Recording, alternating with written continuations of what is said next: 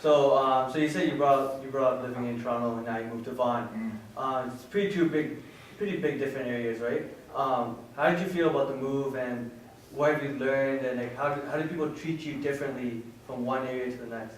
Well, I feel at first, like when I lived downtown, I had a lot of friends, right? Simply based on the fact that there's so many people around me, right? So I knew a lot of people in my neighborhood, from my school, from the rec center, from like regardless, like from every single avenue. Like I was able to socialize, right? Then when I moved to the suburbs, like I moved to Woodbridge, Vaughan, right? Then I felt a lot more closed off from the world, like the suburban lifestyle. I'm sure you guys learned about that in school, right? Like suburbia opposed to, or like the more urban lifestyle, right? So like everybody's more closed off. Everybody has a car, so no one's walking around.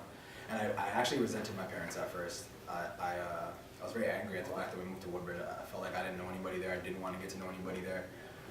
And like I had a predetermined idea of what everybody was like in Woodbridge. Yeah.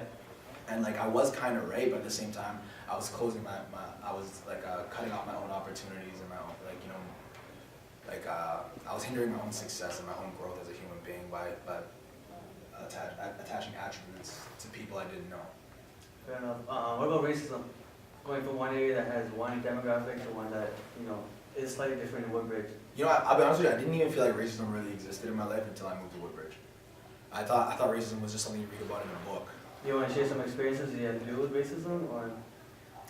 You know what? I moved to Woodbridge in grade 8, so like beforehand, I literally did not feel racism. The closest thing I felt to racism was the fact that I was African opposed to a lot of the Caribbean kids, right? And like there was like a little tension between the Africans and the Caribbeans. But for the most part, I felt like racism wasn't even real.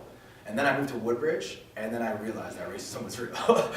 And I felt, cause like, yo, like, and like regardless, like at the end of the day, it's not even just a white-black thing. A lot of people